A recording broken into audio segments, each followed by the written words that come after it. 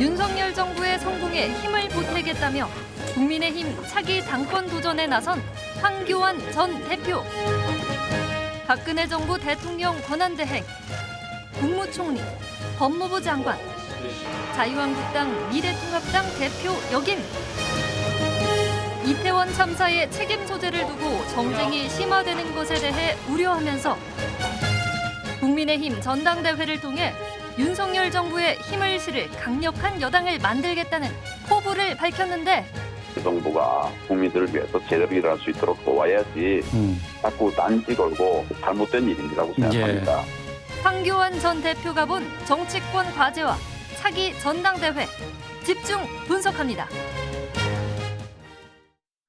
국민의힘이 대대적인 조직 재정비에 나서며 이태원 참사로 인해 잠시 멈췄던 전당대회 시계가 다시 돌아가고 있습니다. 지난달 17일 당대표 출마 선언을 하며 공식 행보에 나선 황교안 전 대표와 이야기를 나눠보겠습니다. 황 전 대표님 안녕하십니까? 예, 안녕하십니까? 네, 차기 당대표 출마 도전 공식화했습니다. 그렇습니다. 예. 출마 이유는 무엇인지 또 이번 선거에 임하는 각오부터 들어보겠습니다. 나라가 지금 굉장히 큰 위기 상황에 직면해 있습니다. 네, 또 당도 어렵습니다. 위기를 극복하고 당을 살리기 위해서 나왔습니다. 지금 위기 상황에서는 위기를 극복해 본 경험이 있는 사람이 필요한 때입니다. 네. 저는 그런 위기 상황을 극복한 경험이 있기 때문에 이 나라의 어려운 지금 상황 속에서 제 역할을 하기 위해서 출마 선언을 했습니다. 출마 선언에서요, 따뜻한 교환이 형이 되겠다라고 밝혔는데요. 이게 20, 30대 청년 남성들의 표심을 공략하기 위한 겁니까?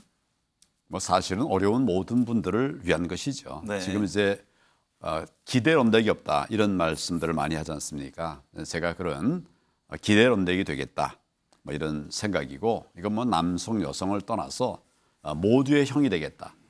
어떤 분은 그러면 오빠라고도 뭐 하고 좋다. 네. 그래서 하여튼 지금 어려운 국민들, 힘든 분들에게 제가 가까운 벗이 되겠다는 뜻으로 황교안 오빠, 누가 또 이제 그 교환이 형 이렇게 말을 하는데 네. 그게 정감 있게 들리더라고요. 네. 저희 권해서 제가 받아들였습니다. 법무부 장관, 국무총리, 대통령 권한대행 등 다양한 국정 경험이 있습니다. 지금 이태원 참사 또 서울 영등포 무궁화호 탈선 등을 두고서 국민의 안전에 경고음을 들어야 한다고 지적을 했습니다. 윤석열 정부 6개월 국정 운영은 어떻게 보고 계세요? 아직은 평가하기가 이릅니다. 네. 뭐 6개월밖에 되지 않았기 때문에, 그리고 이제 대통령마다 많은 경험들을 가지고 시작을 하는데, 윤석열 대통령은 정말 불법을 바로 잡아달라 하는 이런 국민적 여망 속에 나오신 분이 아닙니까? 네. 그 일을 하는 것은 지금 또 잘하고 계신다고 생각해요. 그런데 이제 다른 영역에 있어서 아직 준비 중인 것들, 이런 것들이 국민들에게 안타까움을 주고 있는데 시간이 지나면 정리가 되리라고 생각합니다. 네. 저도 윤석열 정부가 성공할 수 있도록 최선을 다해서 돕도록 그렇게 하겠습니다. 이태원 참사를 놓고 정부 책임론에 대한 논란이 있습니다. 사후 수습 과정에서 지금 정치적 공방에만 몰두하고 있는 것 아니냐 이런 비판이 나오는데, 이태원 참사의 원인과 대책에 대한 입장은 어떤가요? 우리가 준비하지 못한 부분들이 있죠. 네. 원래 안전이라고 하는 것은 그 어떤 것보다도 우선 챙겨야 될 일인데 그동안 좀 안전에 소홀했던 측면이 있습니다. 예를 들면 박근혜 정부에서 국민안전처라는 걸 만들었었습니다. 각 분야의 모든 위험 요소들을 망라해서 안전처를 만들었는데 지난 정권에서 그것을 그냥 없애버렸습니다. 대책도 없이.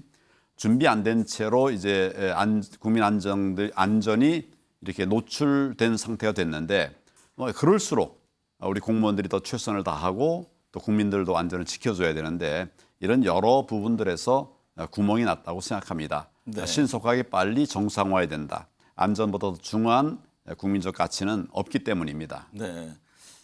최근 여론조사를 보니까요, 당대표 주요 후보로 부각하는 그런 모습입니다.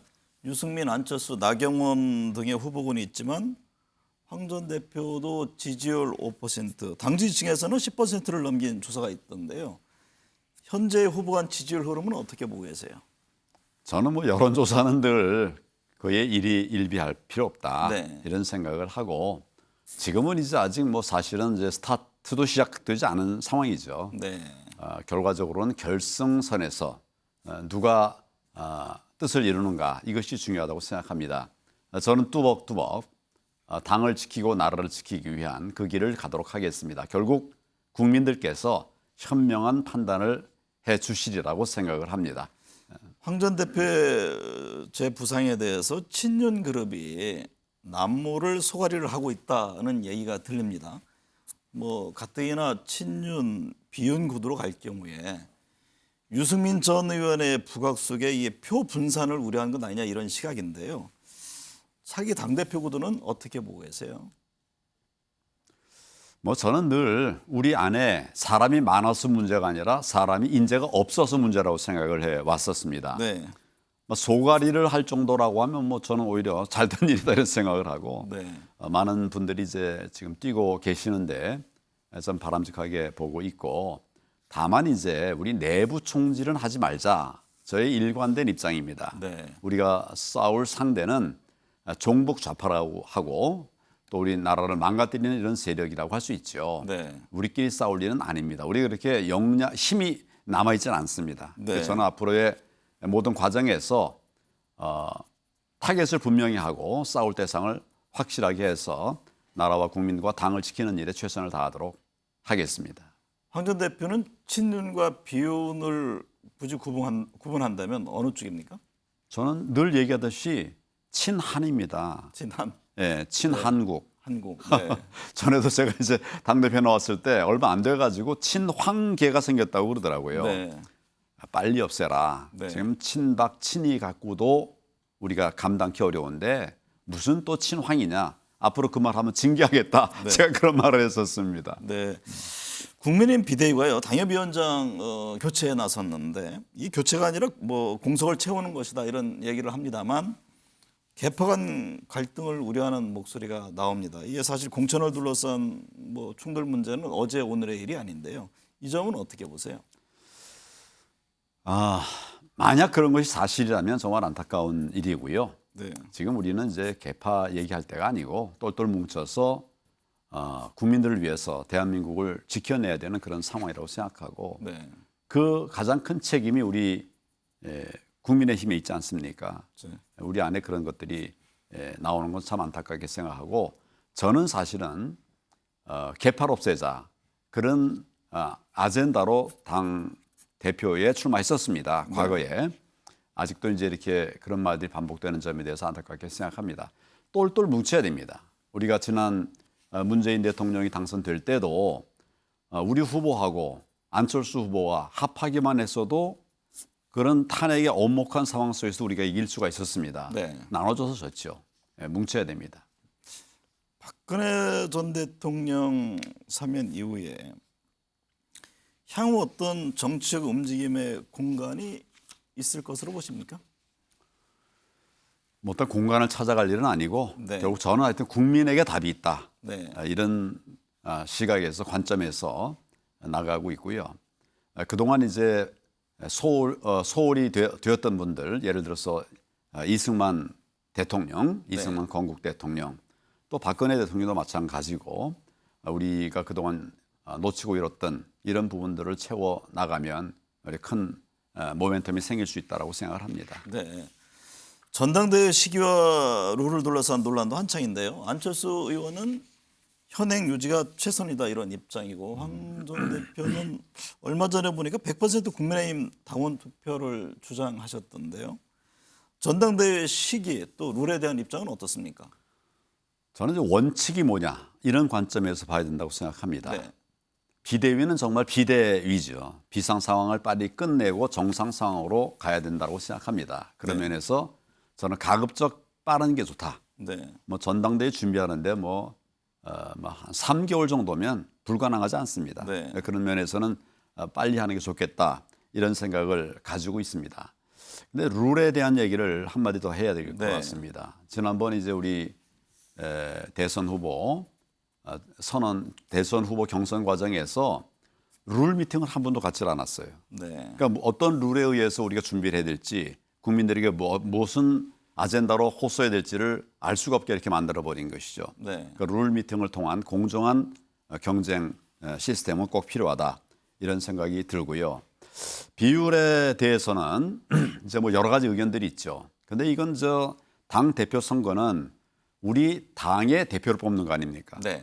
당의 대표를 뽑는 것이라고 하면 집권을 위해서 함께 모인 당 동지들이 뽑아야 된다고 생각합니다. 예를 들어서 1학년 일반 대표를 뽑는데 2반 사람들이 참여해가지고 뽑는다면 그게 되겠습니까? 네. 그래서 저는 뭐 사실은 뭐 비율 얘기를 자꾸 하고 그러는데 우리 당과 뜻을 같이 해온 이분들이 당 대표도 뽑고 우리 지도자들 뽑는 것이 합리적이다 이런 생각을 갖고 있습니다. 그 지금보다 현행보다 당심이 100% 반영되는 쪽으로 가야 된다 이런 입장이죠. 네, 그게 원칙이라고 생각합니다. 뭐 현실적인 것 때문에 좀 다른 이야기를 할 수 있지만 원칙이 뭐냐 그걸 지키는 것이 중요합니다. 시기는요. 내년 뭐 2월 얘기 나오다가 최근에 또 지도부에서는 좀 점차 시간을 늦춰서 중순 얘기까지 나오는데 내년 언제가 적당하다고 보세요? 아까 말씀드렸다시피 네. 빠를수록 좋습니다. 아마 네. 저는 뭐 지금 벌써 늦어지긴 했습니다만은 2, 3월 안에는 정리하는 것이 좋겠다. 2, 3월 안에는 해야 된다. 예. 그렇지만 이제 그것에 관해서 뭐 다양한 의견들이 있으니까 네. 그걸 뭐 무시하거나 이렇게 할 생각은 전혀 없습니다. 그러나 무엇이 원칙인가를 말씀을 드리는 겁니다. 네. 취임 6개월을 맞은 윤석열 대통령 지지율이요. 그 30% 박스권에 갇혀 있다는 지적입니다. 가장 큰 원인은 무엇이라고 보는지 또 이 상황을 타개할 해법은 어떤 게 있을까요? 이제 막 새 정부가 출범했습니다. 네. 그리고 이제 많은 정치 경험이 있는 분을 대통령으로 모신 것이 아니에요. 그런데 지난 정권이 워낙 나라를 망가뜨리니까 국민들이 싸움 잘하는 네. 이런 분을 이제 세운 거죠. 국민들이 다 알면서 세운 것입니다. 그 일을 잘 해주면 그걸로 이제 일단 1차 목표는 됐다. 네. 지금 수사가 진행되고 있습니다.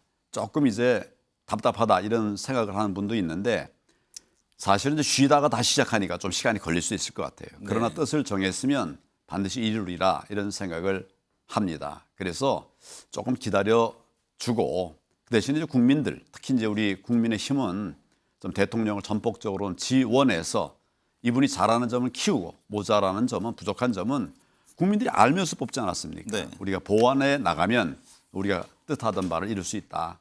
조금 시간이 필요합니다. 네.